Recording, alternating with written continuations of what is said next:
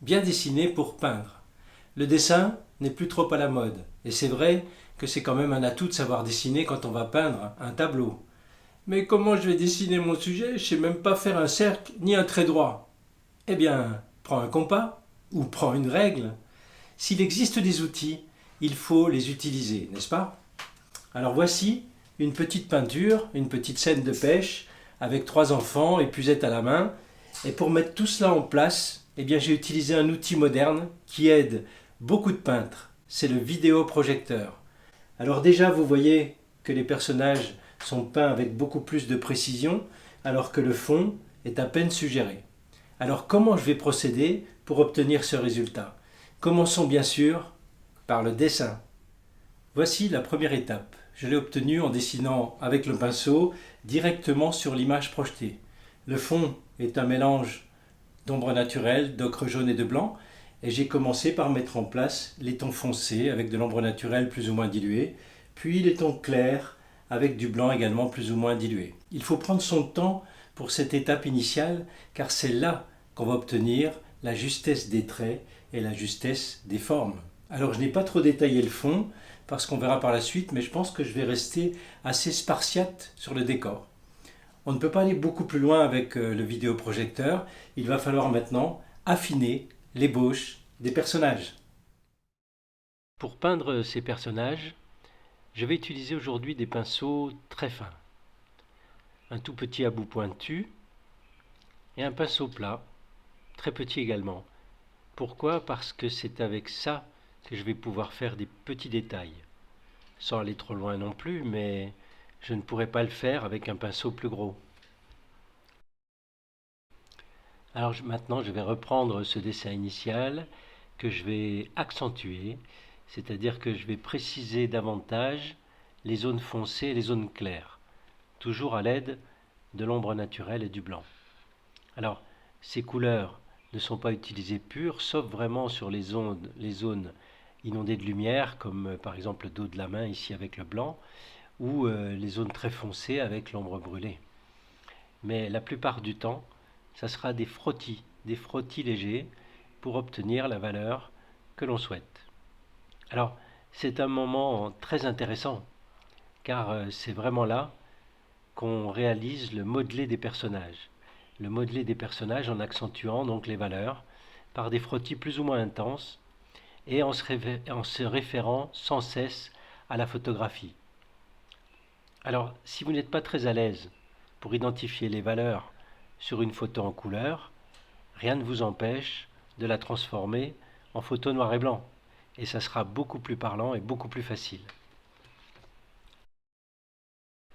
Bien entendu, sur un petit tableau comme ça, les personnages font à peu près une vingtaine de centimètres. Donc il serait impossible de les peindre autrement qu'avec des pinceaux fins. Enfin, on n'y arrive pas forcément du premier coup, il faudra revenir sans cesse sur les différentes zones pour obtenir vraiment l'effet souhaité. Alors, bien sûr, j'aurais pu choisir un style plus impressionniste, avec des touches colorées plus larges cette fois. Mais là, je voulais obtenir la ressemblance. Et oui, la ressemblance, car ces petits garçons à gauche, eh bien ce sont mes enfants. Et à droite, c'est un camarade à eux. Du coup, l'aspect final peut ressembler plus à une illustration qu'à une peinture peut-être. Mais encore une fois, à vous de voir. À vous de voir quelle précision vous voulez de votre sujet.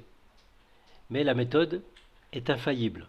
Encore une fois, parce que vous avez dès le départ les bonnes proportions, les bons rapports entre les personnages ici, ou la végétation, pourquoi pas, si vous faites un paysage, et les bonnes valeurs. Alors ici, j'ai juste modifié une chose pour la composition. J'ai rapproché le petit garçon de gauche, j'ai rapproché des deux autres pour avoir plus d'harmonie. Donc vous voyez que ce n'est pas le dessin l'obstacle. Vous avez maintenant le moyen d'y arriver très facilement. Alors reste tout le travail préparatoire pour préciser les valeurs. Et là, bien sûr, c'est l'expérience. C'est à force de faire que l'on va progresser. Il faut vraiment, vraiment bien observer chaque zone de la peinture, enfin de la photographie, et son rapport avec les autres éléments du tableau. Est-ce que par exemple les jambes sont plus foncées que les bras? Est-ce que le short là n'est pas trop clair? Ou est-ce qu'il est trop foncé? Donc en fait, il va falloir ajuster, ajuster en permanence jusqu'à obtenir ce que vous souhaitez. Et là, la peinture pourra vraiment commencer, et bien sûr, sur de très bonnes bases, ce qui va vous simplifier énormément la tâche et qui va vous éviter beaucoup de déceptions par la suite.